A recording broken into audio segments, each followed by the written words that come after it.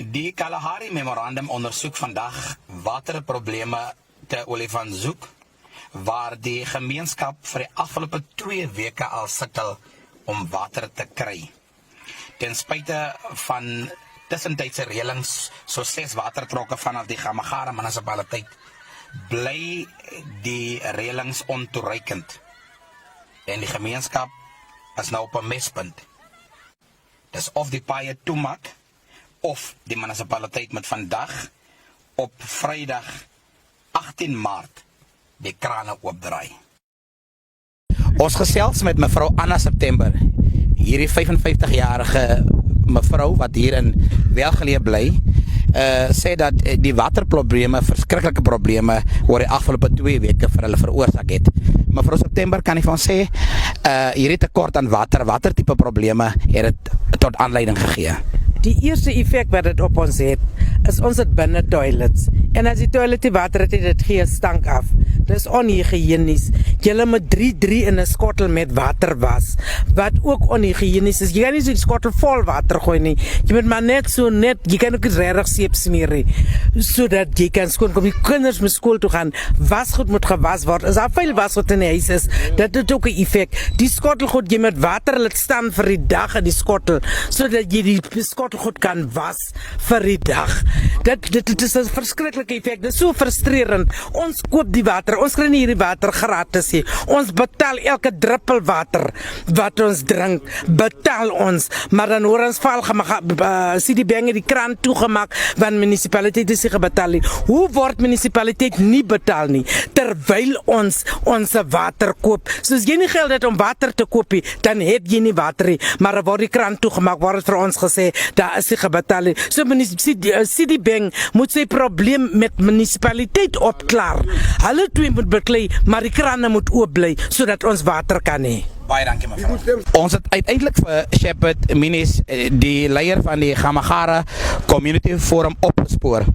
En iets gehoor hoe die mense sing en hande klap vir die feit dat die water oopgemaak is. Shepard, julle ten minste vir die afgelope 2 weke in Olifantshoek waterprobleme. Watter impak het hierdie waterprobleme op die leefstyl van die gemeenskap gehad? Ek dink dit is quite obvious. Daar is 'n mens op aarde wat kan lewe sonder water nie.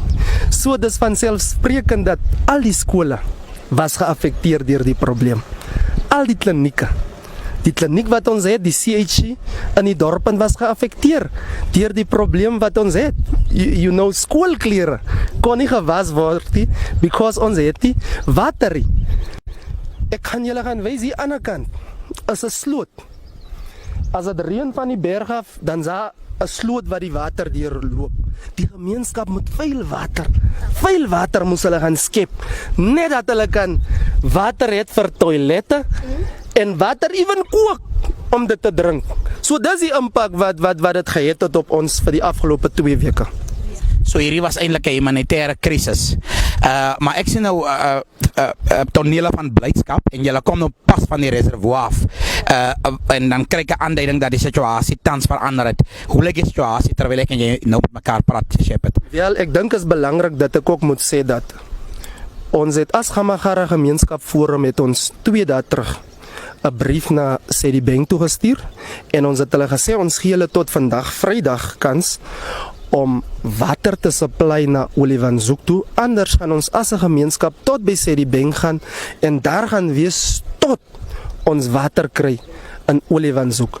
Hulle het reply en gesê dat maar hulle vervoer, hulle supply water na ons reservoir toe. Right?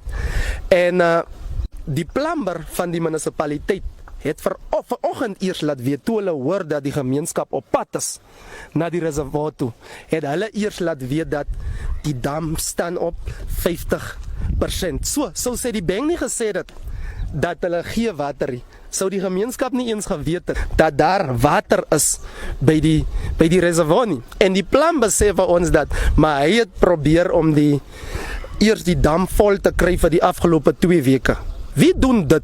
Al was daar 5% water in, gee dit vir die gemeenskap. Jy het nie reg om te besluit wanneer maak jy oop vir die gemeenskap, wanneer maak jy nie oop vir die gemeenskap nie.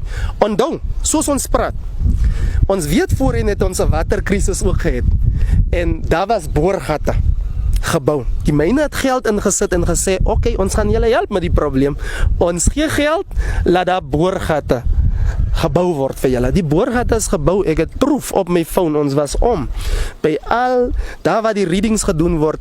Die boorgatte pomp nog die hele tyd. Die boorgatte werk nog die hele tyd. Sou sê die bank nie gepomp het vir die 2 weke nie, moes daar water in die reservoir gewees het wat kom vanaf die boorgatte, alhoewel die consumption van die mense miskien meer sou gewees het as die water wat inkom, maar daar moes ten minste bietjie water gewees het. So, wat wil dit sê? Vir die afgelope 2 weke toe sê die bank nie pompie.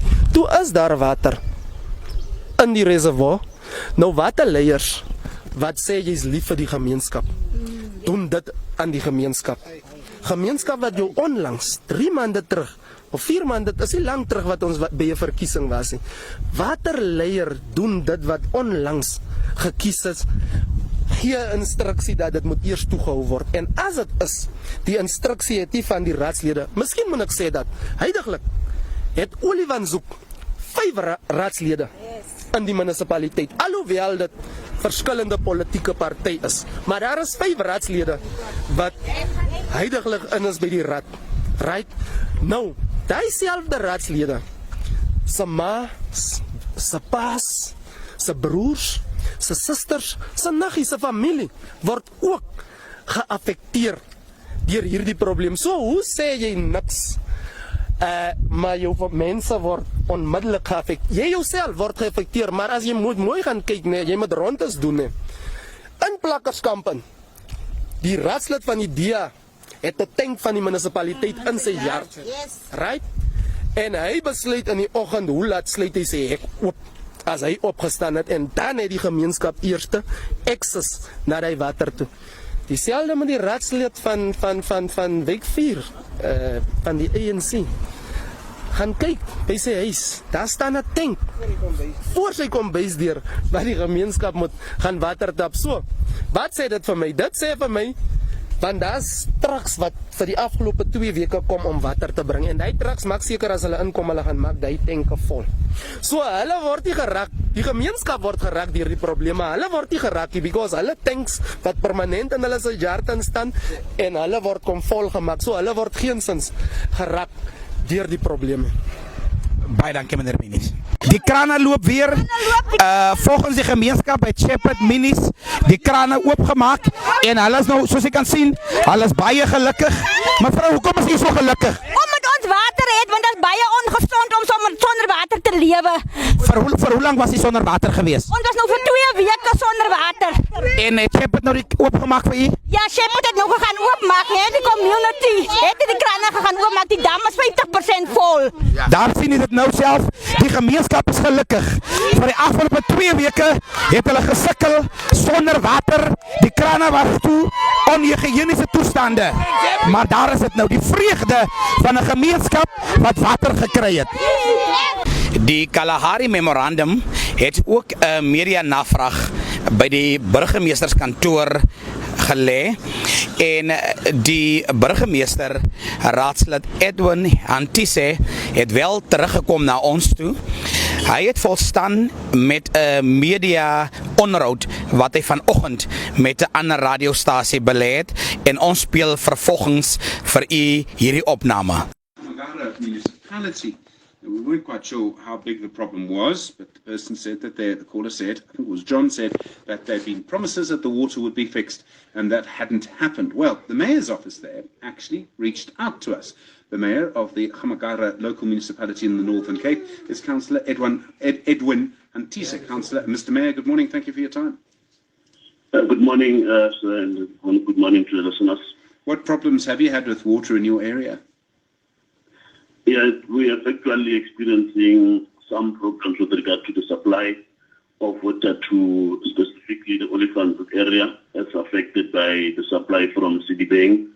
But there were also just some internal problems in terms of the capacity, because there were some problems with regard to the pumps that were actually supplying that was affected by lightning or damaged. And as a result of that, it caused that whole chaos, especially with regard to the supply of the area, and hence the community experienced the problems that we actually faced with. So it wasn't lack of maintenance. Your pumps got struck by lightning. Yes, it was not actually lack of maintenance. It was lightning that affected. It was 3 pumps. They only managed to fix 1, and then still in terms of the demand, it wasn't enough because there were 2 still outstanding. Okay, so is the problem fixed now? Is the water working as it should now, or are you still with reduced pressure? What we have been doing as a temporary solution, we have been supplying with trucks and making sure that we actually assist with our Georgios in the area. But with the engagement with Colomela and the other suppliers, I think what they have informed us that they are busy trying to get some sort of a solution while they are waiting for the parts, because it's also another thing. So as we are speaking, the latest yesterday, Citibank managed now to pump. So, and also from our internal boreholes, we've got also boreholes from Olifantshoek that have been always extracted from our side. So we managed also to start pumping since yesterday also. Okay, so someone switches on their pump now, their tap now. What can they expect to get? We are still waiting for the reservoir to reach a certain level. I think normally if it's around 50 to 60 level, then we'll be opening it. But for now, we are only for today, because we will be guided by the technicians or the guys that are working on the reservoir. So they will indicate in terms of the reservoir levels. Then we will agree to say, okay, if it's 60%, let's open for today. But we are waiting for that latest information from them. So once it's done later today, I mean, are you presuming this will be a permanent fix? That basically by, let's call it the end of today, early tomorrow morning, it'll actually be fixed properly. Is that your expectation at this stage? We are really hoping and praying that the Colomela issue of the pumps would be solved, because it will be a permanent solution by the time. But what we are doing, also our boreholes are pumping, but they are not meeting the entire demand. So we are really wishing for that permanent solution. What we also discussed with them was to say, they said they will call their technicians or their expertise just to go and check. Isn't there temporary things that they can do while awaiting for the parts? Because of it seems that they are specialized parts and waiting from overseas, you see. Sure. Well, Mr. Mayor, I'd ask, what do you do to protect pumps from lightning? But I have no advice for you on that, I'm afraid.